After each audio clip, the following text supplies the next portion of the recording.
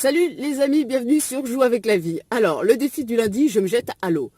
Je vous explique. Je suis toujours dans une démarche de reconnexion au corps. C'est un petit peu un de mes objectifs cette année. J'appelle la reconnexion au corps la prise de conscience de son corps parce que, en fait, pendant tellement d'années, j'ai été complètement dans mon mental en oubliant presque que j'avais un corps, quoi, un véhicule tellement intelligent qui était là en fait et qui m'envoyait plein de messages et qui me parlait énormément et je l'ai beaucoup négligé. Donc moi cette année j'ai un peu comme ça l'objectif de prendre conscience que j'habite un corps quoi. Donc j'ai parlé beaucoup de la méditation, j'ai parlé aussi de la marche la semaine dernière.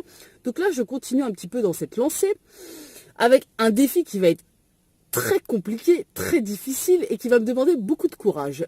Pourquoi? Je m'explique. La semaine dernière, j'ai fait une randonnée et en plein milieu de la randonnée, à un moment donné, il y avait une super plage sur plusieurs kilomètres où il y avait personne. Donc il fait froid ici en Tasmanie, hein, c'est l'automne, je l'ai déjà dit. Et l'eau est très froide. Et j'ai une copine qui s'est jetée à l'eau en mode normal, qui est partie se baigner. Donc du coup, en fait, je l'ai suivie. Et après ça, j'étais totalement vidée positivement en fait. C'est-à-dire que j'avais le sentiment que j'avais déchargé des lourdeurs, des poids, des blocages. Je me sentais tellement bien. Et là je me suis dit mais pourquoi je me fais chier à méditer? Un peu de marche, un bain gelé et c'est bon, le mental il est parti quoi. Enfin il est off, je sais pas où il était éteint, endormi. Bref, c'était vide, c'était super agréable comme sensation. Je connaissais pas ça. Donc voilà. Et là je me suis rendu compte à quel point mon corps, il y avait certaines choses que je pouvais faire pour lui qui lui faisaient vraiment beaucoup de bien, qui d'une certaine façon le reposaient. Et je me suis dit, bon, pourquoi pas se lancer un défi cette semaine de chaque jour de la semaine se baigner dans une eau naturelle, la mer, rivière, lac. Donc là, je suis allée dans la partie un petit peu plus sauvage, donc ça va être plutôt des lacs et des rivières. Donc, le courage, il va être dans le fait de se dessaper et de plonger dans l'eau, parce que franchement, l'eau est tellement froide.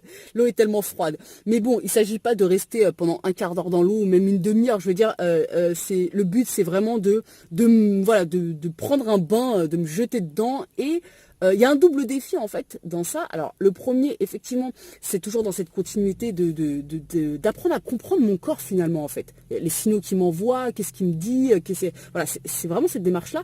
Et le deuxième défi en fait, ça concerne plutôt mon image de moi-même. En fait, j'ai été complexée toute ma vie. Adolescente, j'étais ultra méga complexée. J'ai toujours rejeté mon corps. Et là, depuis quelques années, ça commence à aller de mieux en mieux, évidemment, en grandissant, en mûrissant, en prenant conscience que mon regard est déformé aussi sur moi-même. J'ai fait des grands pas, on va dire, vers l'amour de moi-même, quoi. Et en fait, je me dis que me jeter tous les jours à l'eau, même s'il n'y a personne sur la page, peut-être des fois il y aura des gens, peut-être que des fois il n'y aura personne, peu importe. C'est comme une déclaration d'amitié à mon corps, lui dire, regarde, tu vois, je te montre, en pleine lumière, je te montre, je me déshabille, je te montre au soleil, entre guillemets, et je me jette à l'eau, quoi.